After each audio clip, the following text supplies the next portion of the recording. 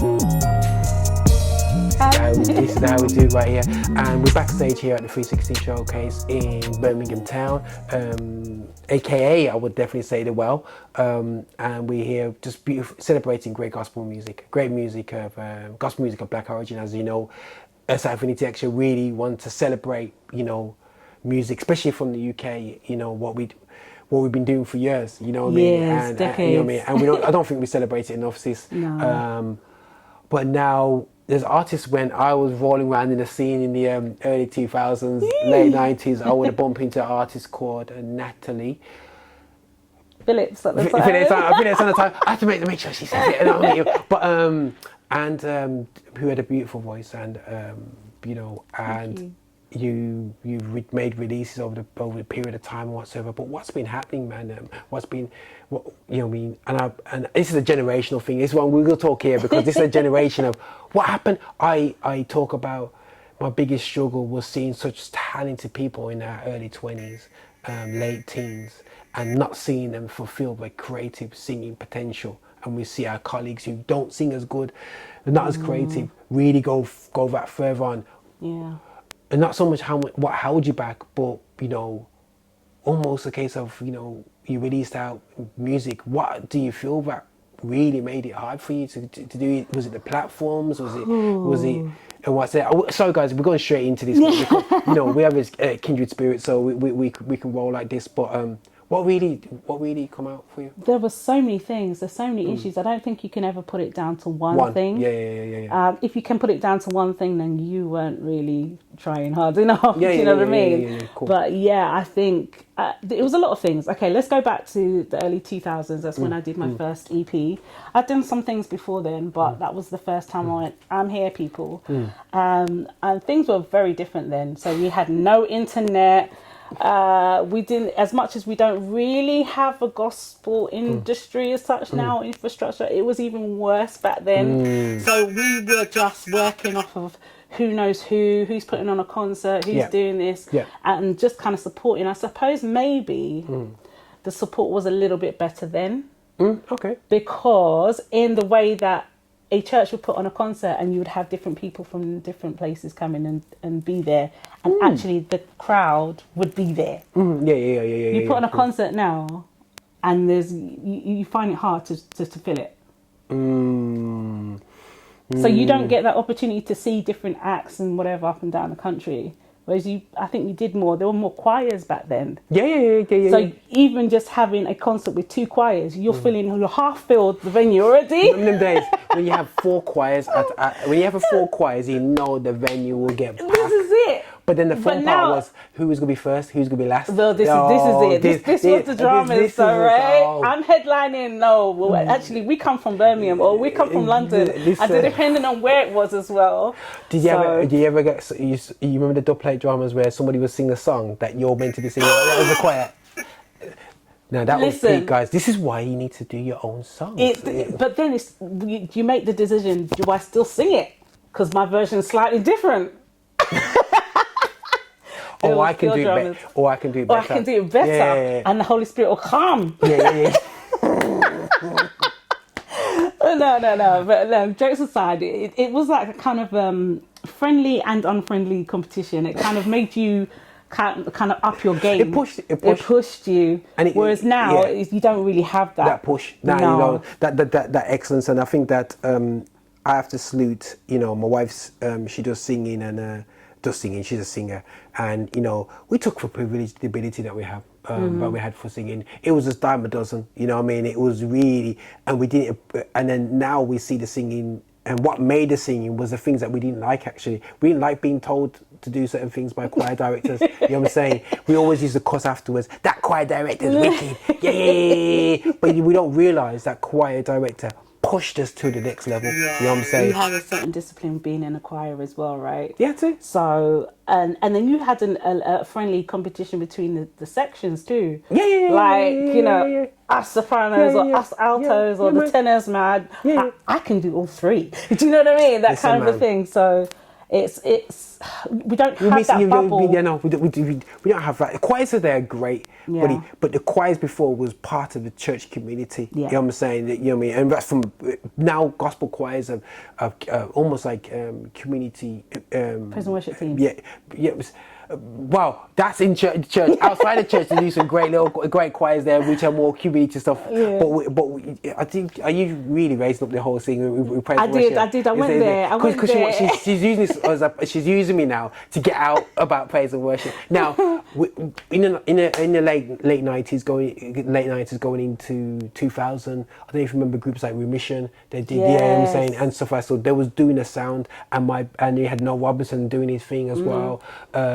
In a kind of worship vibe, but Remission was more groovier. Yeah. But then all of a sudden in our churches, you know, our songs started to change to a good, let's put it out there, you know, Hillsong revolutionized, you know what I mean, how it Darling Check, you know, it came out, you know, and it's been a hot minute, you know what I mean, and they got pushed, and new albums every year, presented so well, songs connected so well, and whatever. So why not praise and worship? Do you know what I think happened at the same time? Go on. Praise and worship teams came up, choirs went down, so you had nobody writing choir songs. Okay. Because the choir songs we were singing were your Kurt Franklin's, your Fred Hammond's. Yes. Yeah. We weren't writing our own, really. So we were karaoke. And even when the praise and worship came up, we're still not writing our own. We're taking Hillsong stuff. And the stuff that we are writing is solos, it's rap, it's hip hop. It's not stuff that is considered you're able to use as a congregational song. Is it our culture why we did that? You know, because people talk about, and I think we have lost a massive income stream in the community of income stream by not writing our own music. Because I was quite intentional when I started doing my stuff. I made artists write their own music. If you don't come on stage and sing somebody else's songs, not saying there's a problem with singing out somebody else's song, but I said not on my stage because I want to intentionally develop people to write their own music. But I think what happens with that though is people started writing praise and worship songs. Okay, but my events are more groovy. Because they see that as the songs being accepted by the church. So I'm going to write songs that are going to be accepted. So I'm going to write like Hillsongs. I'm going to write like Darling Jack. I'm going to write like, rather than writing like themselves and that being accepted. And do you understand? Is that because we have no dignity in ourselves and realise that we don't respect ourselves, and neither the church body doesn't respect the different sounds that we produce in the UK. In fact, the Americans look over here and are refreshed by what we do because it's so different. You go to America and they sound pretty much the same, or you can tell which part of the country they're from because of their sound. Yeah, cool. Whereas you listen to UK stuff, you don't know where they come from in the country, but it's all different as well. We did garage back in the day. I remember we used to do hip hop. There would be all different genres, but the only thing is that we weren't writing for congregational stuff. Yeah. That's where we dropped off. Yeah. And even those who did write, yeah, for congregational stuff, we weren't taken seriously. So, and then we're in a situation now where we need to kind of reset and you know, people are thinking, oh, what, how's this relevant to this day? I think something that I realized that basically if we don't realize the bad habits of the past, we won't know what to intentionally support. And we want to intentionally support songwriters. We want to educate, you know, I'm part of the GMIA board, and we're trying to put them in courses and make people realize what rights they have in music. You know, also we want to celebrate our sound. That's what hurts on Affinity Xtra. It's beautiful 316 gospel. You know, this showcase, you know, is important because it represents our sound, and we need to celebrate it because we can't expect anyone to celebrate us if we don't. You know what I'm saying? If we don't celebrate us ourselves. But here's the thing now. Go on. Here's the thing. We've just come out of a pandemic, right? And even the way we worship now is different. Everything's been online. Yeah. And even going into, I've been to one or two churches services since the lockdown's been eased, and even the way the gospel's presented in church is different to how it was a year ago. So you have a lot more things that are visual now. And so the media has now taken up. Yeah, 100%. Yeah. How we can't go back to now writing those congregational songs for people now. It's a different church. Now. Yeah. So we have to be careful. We have to be very conscious of how we're doing this and look forward rather than looking back too much and saying this is how, because things have changed already. Yeah. So we need to kind of come up with a new strategy that is now forward thinking rather than where we are now, because it's going to change again because of what's happened in the last year. Well, that's quite a bit to take in right there, and I'm thinking, that is actually a valid point, because like I said, and this is one thing I like about COVID is kind of give us a time to kind of reset. Reset things. It's got us to really look in the mirror and say, I'm going to do things intentionally different. Now, there has been life is life, and something that we do, I do think we don't observe enough or realize enough is artists have a personal life, and do you feel that like within our creative community, is there support for our personal lives and the support framework in there? Is there, and people can say just go to church, but I don't like that. I like the fact that basically that you can be touring with gospel groups and know that they've got you back on the home space. It's not just about going home to your pastor and go back home church and whatever. Do you feel that there's that over the years there's been that togetherness? There could have been, I don't know. It's a bit difficult for me to kind of say on that because I've been a little bit out of the circuit. Okay, cool. So, but I will say that we do need to be more mindful that gospel is not just in church. Yeah. And actually, it's our lives that are supposed to be shining wherever we go. So, if you are a church worker, a church attender, if you are in church and you're active in church, it doesn't mean that when you go into work that you stop being that person. Yeah. And likewise, even if you're not active in church, but you are a God-fearing person, you're a Christian, that it doesn't mean that you can't be a witness or be the church outside of the four walls. In fact, more so, you're supposed to be out there doing what you normally do. You could be a lawyer, whatever position, whatever you do, but you're supposed to be presenting the gospel wherever you are. Like that. Always. Yeah. Not just waiting for a Sunday. Yeah, and that's how we and that's how we think. Yeah, that's how we think, and that's how we definitely get stuck in things. And I think that yourself, in terms of the platforms that you sang, who have you sang with, and what platforms have you sang on? I've done a whole lot. Okay, cool. Right, so if you didn't know nothing about Natalie Pearl, she's not just get true artist, man. You know what I'm saying? You sang the. So who have you sang with? So if we're talking gospel, I have done BVs and sung alongside with Raymond & Co, Mark Beswick. I've done Tim Hughes. I've done Spring Harvest. I've done Praise and Worship Team, Brian Martin, Worship for Life. IDMC, I was a big part of IDMC from the beginning right up until even now. I'll do the odd session here and there. Cool. I was with Brian Martin. We went on a cruise. Brian Martin. Yeah, we went on a cruise we flew to Florida and we went on this One Love cruise. And on that cruise alone, Fred Hammond, Kurt Franklin, Yolanda Adams, Shirley Caesar, like the whole lot of them were on that cruise. So we were just kind of wow. just cool. Chilling, I didn't know that. Yeah, so I've done quite a lot. I've met celebrities within the gospel circuit. I have done BVs in the secular world as well. Okay, cool. CC Peniston. I have done Hill Street Soul. I have done quite a few different things. And even within that circuit, I have still shown my light and shown That's it, cool. who I am. Even to just driving my car down the road and blasting my gospel music or whatever. And I'm singing at the top of my lungs and somebody next door goes, oh, that sounds really nice. And I might pick up the album and go, here's this one. No, that's or whatever. crazy. But just stuff like that, just being myself. So that's quite interesting sort of point, because we don't get to talk so much about this. So much time, when you do working with artists like CC Peniston and you go and doing BVs out there doing like Top of the Pops and all these great shows and whatever, and I know it's a very is that role for anybody? It's or not for everybody. It's not. I will say very quickly. It's not for everybody. Serious. You have to have. Oh, you have to know who you are first of all. Wow. Okay. You first of all have to know who you are and who you are in God. First of all. Yeah. Like standard. It's not for the faint-hearted.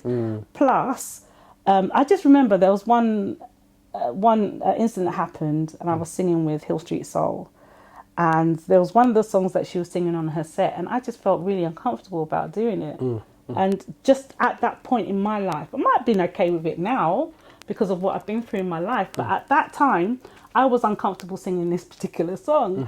And I spoke about it, and she took it off the set. Wow. She respected me as a Christian because of the way that I spoke about it. Yeah. I didn't go, I'm not singing this song. You know who I am. You still have to respect who you're working for and working with, but at the same time, have a conversation. If they didn't want to take it off, then that's another conversation to be had, or whatever, or how you move forward. But for the fact that she respected me and I respected her, that was big for me. But I'm just saying, God will put you in instances where he knows what you can and can't do, and he will make the way for you to do that thing. So yeah, it's not for everyone, but if you are in that position where you are singing for someone secular or whatever, God will still allow you to be that light in that situation. He will always come up strong.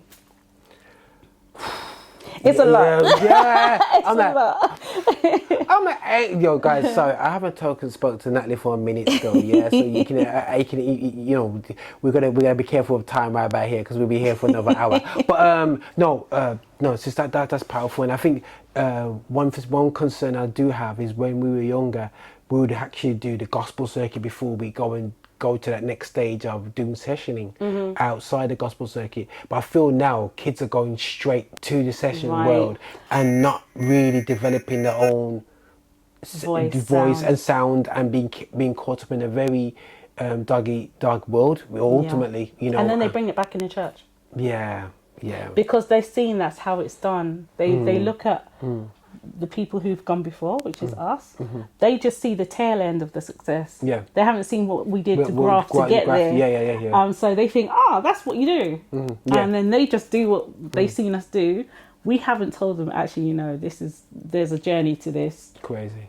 And then because of that, they feel like that's the first thing you do. Yeah. I started this whole journey at 12 years old singing in lead gospel choir. Wow. And do you know what I mean? Yeah. Like, that was humble beginnings for me. Do you know what I mean? Yeah, man. But I never look back and go, lead gospel choir. I learned so much. Yeah. I learned so much being in that choir, about my own tone, about my voice, about how to blend, about how to, do you know what I mean? Step up when you've been asked to sing a solo that you're not really too confident about, how to, just different things. How to minister, how to look for pockets within a song. From the technical to the emotional to the spiritual, I learned so much. Crazy. And the youngest coming up, they don't have the choirs or the infrastructure to do that. To establish that, and that's where we're definitely going to change. But I'm going to flip more. Like, guys, that's great insight in terms of like, you know.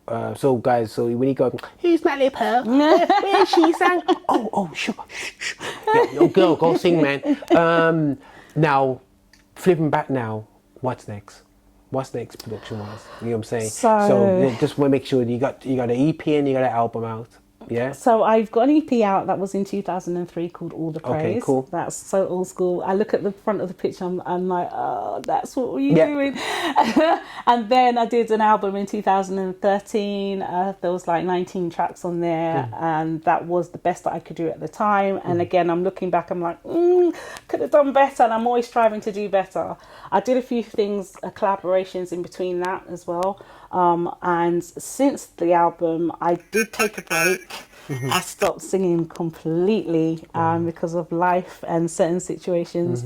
But I came back with a Lovers Rock version of Take Me to the King, which is on a compilation album again. big tune. It's big everywhere I sing it. It's big. But and again, because of the pandemic and everything else, I did suffer a little bit last year with my music and just trying to find out who I was again, and if I wanted to do this thing again, because the music industry has just changed so much. Yeah. And I was like, oh, can I do this? I know the work it takes and the strength it takes. So moving forward, I got kicked at the butt from my daughter and my brother and a good friend of mine, and they were like, "No, you can't sit on this. You've got to do something. Good. Start writing." Yeah, good. So I've been in the studio. Good. I've been writing some tracks that are very different to what I've done. I'm excited, but I can't say when but I know something's bubbling. Something's definitely bubbling.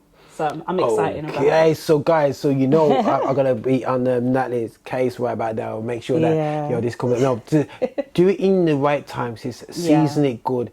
Make sure, like I said, we're at the age now where we don't want to just put things out, rush things out. You don't need to. No. You know what I mean? You just make sure you get it right, get the collabos right, develop the relationships, put out people that you like. This is why you're doing the 316, to make people know, say that you're on this thing. You know what I mean? You know, and it's fantastic to definitely see you coming up here working with a live band. And it's sometimes I see so many backing track gigs. It's unreal.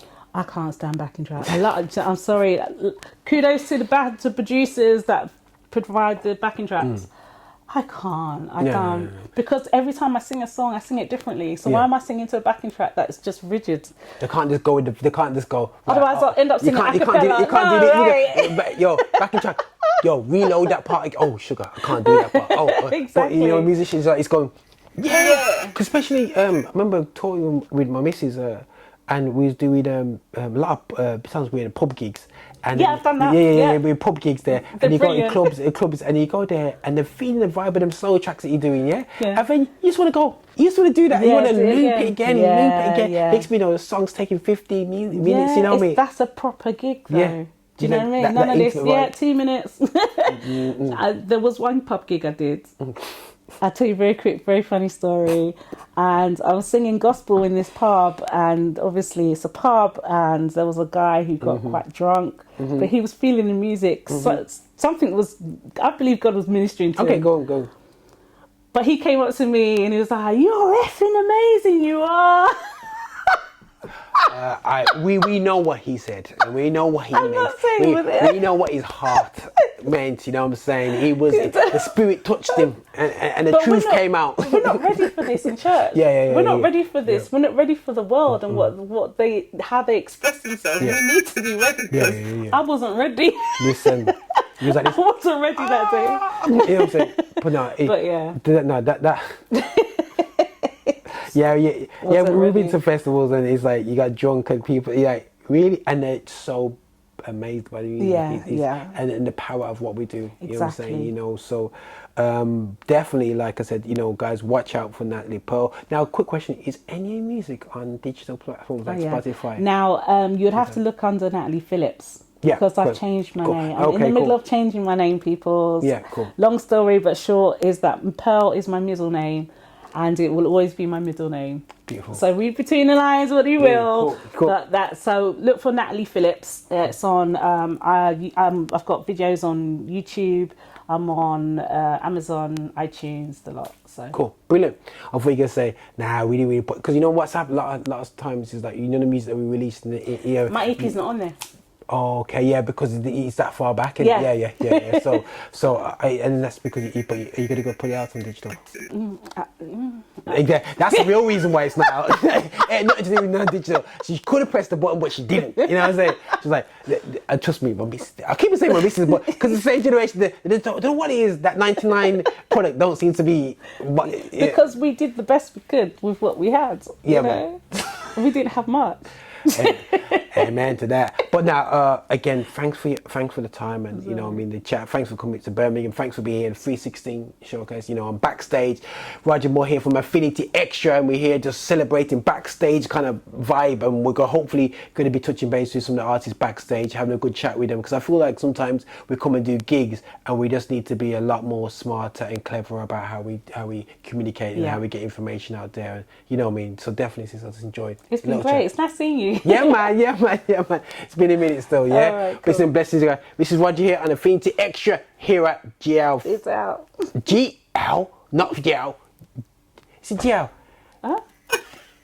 It's mess! I'll delete that part off the end. I'm here. 316 showcase. As long as you are with me, there is no one who can stand in my way. As long as you are right here, tell me, who should I fear? There is no one who can stand in my way. You'll give me hope, you'll give me faith. I know with you that I am safe. You give me the strength to face the... Visit us for updates and shows at affinityextra.co.uk.